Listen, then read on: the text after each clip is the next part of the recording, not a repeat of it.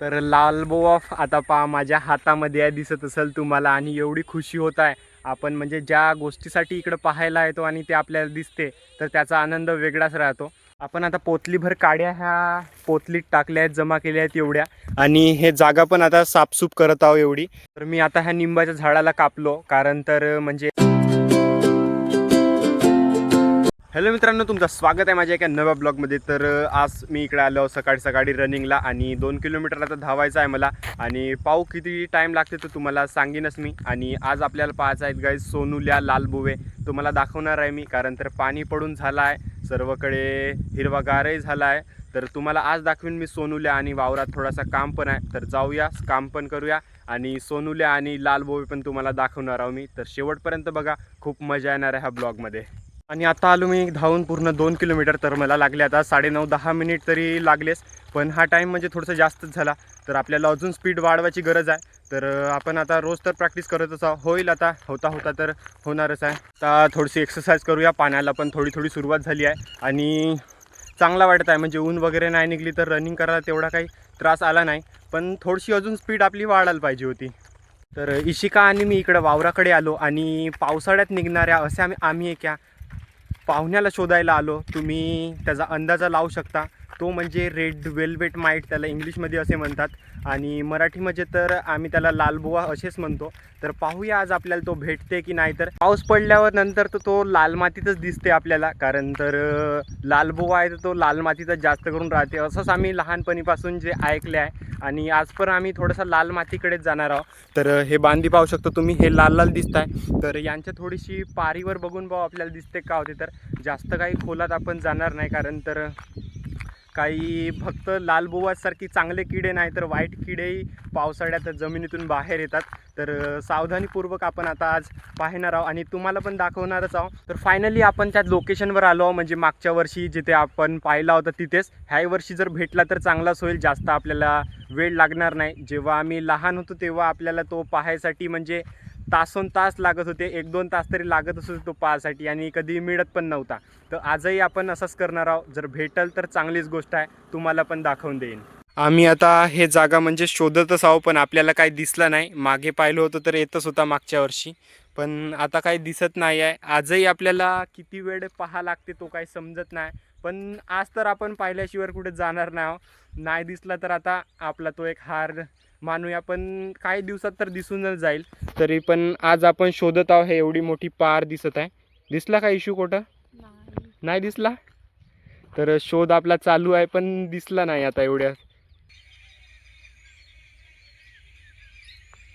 तर guys finally आपल्याला जो लालबुवा पाहत होता आम्ही, तो आता भेटलेला आहे, आणि तो आता माझ्या समोर आहे. तर आपल्याला इथं 2-2 मिळाले आहेत. तर इशूने तिकडून एक पकडून आणला, आणि एक आधीचाच होता. तर हे पहा, आता त्याने म्हणजे त्याला हात लावल्याबरोबर तो आपले जो पाय आहे तो असे बंद करतो, आणि मेल्यासारखी नाटक करत आहे. पण तो जिवंतच आहे. आणि पहा किती सुंदर. थोडासा कॅमेरामध्ये रेड कलर नाही दिसत आहे, पण जेव्हा हकीकतमध्ये पाहतो ना, तर तेव्हा वाहीच पुरा खतरनाक. आणि सोनुलीचं झाड म्हणजे हा माझ्या समोरच आहे. तुम्हाला आता उडताना दिसत नसणार, कारण तर जास्त पाऊस नाही आला, तर थोड्या थोड्याच आल्या आहेत सोनुल्या. असं आहे सोनुलीचं झाड, ज्याला आम्ही दोरी बांधून नाही का मस्त फिरवत होतो. तर आता मोठं झालं, आणि सगळ्या ह्या गोष्टी म्हणजे आपण विसरत चाललो. पण माहीत नाही मला, म्हणजे पावसाच वाटत होता. सोनुली आज मी पकडलो, आणि लालबुवा पण दिसला आपल्याला. ह्या पारीहून चालायला नाही का एवढा म्हणजे चांगल्याने पाहत चालायला लागत आहे, कारण तर कुठेही लात मांडलो तर तो राहू शकते. आणि माझ्या एक समोर आहे, तुम्हाला दाखवतो पहा आता. हा पहा गाईस, हा पहा दिसला किती सुंदर आहे, पहा चालत आहे. तर आपल्याला फायनली आपण पाहासाठी आलो, आणि तो दिसला आहे.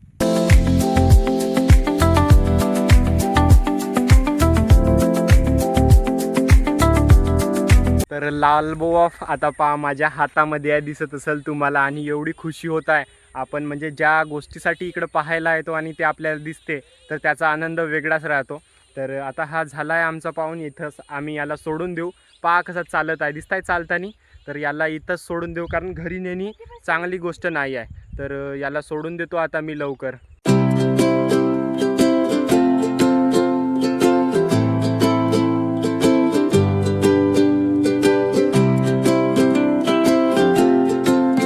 आता मी आपल्या वावरामध्ये आलो आणि माझ्या मागे पहा इकडे हिरवा हिरवा परा झाला आहे. तर आता थोड्याशा आपल्याला काड्या घरी न्यायच्या होत्या. म्हणजे आता पावसाळ्याचा मोसम आहे तर घरात नेऊन ठेवा लागतात काड्या, नाहीतर पावसाने पूर्ण ओला होऊन गेल्यावर पेटत नाही. आपण आता पोतलीभर काड्या ह्या पोतलीत टाकल्या आहेत, जमा केल्या आहेत एवढ्या. आणि हे जागा पण आता साफसूफ करत आहो एवढी. तर हे म्हणजे खराबच झाली आहे. तर ह्या काड्या लहान लहान आहेत, घरी तर नेणार नाही पेटवासाठी. वारल्यावर येतच पेटवून टाकू, जेणेकरून आपला बांधीतला कचरा आहे तो पूर्णपणे साफ होऊन जाईल.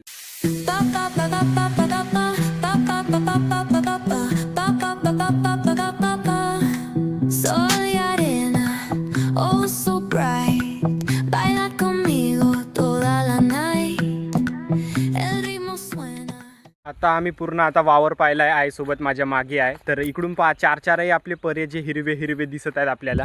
तर पहा 1 2 3 आणि हा एक चौथा. तर चौथा परा थोडासा डीम आहे, पण एक नंबर म्हणजे हिरवे गार झाले आहेत. आणि आपली माती वगैरे पूर्ण वाहून झाल्या आहेत बांध्या. तर पूर्ण काड्या काड्या दिसत आहेत.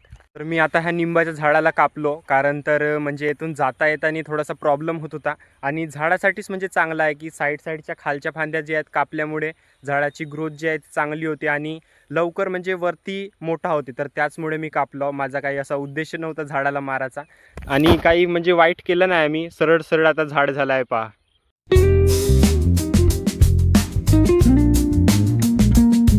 तर आता आमचा फोटोशूट चालू होता पर्यासोबत. तर फोटो वगैरे काढून झाले आहेत आणि आता आम्ही चाललो आहोत घरी. तर मम्मीनं तो टप धरलं नाही आपला आणि झाडू वगैरे इशू सायकल काढलं ना आता बाहेर.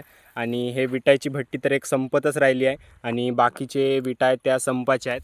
तर आजचा ब्लॉग जो होता मी तो इथंच एंड करतो. जर आवडला असेल तर लाईक करा आणि चॅनलवर नवीन असाल तर सबस्क्राईब करा. तर भेटूया माझ्या नव्या ब्लॉगमध्ये. तोपर्यंत बाय बाय. जय हिंद, जय भारत. बाय.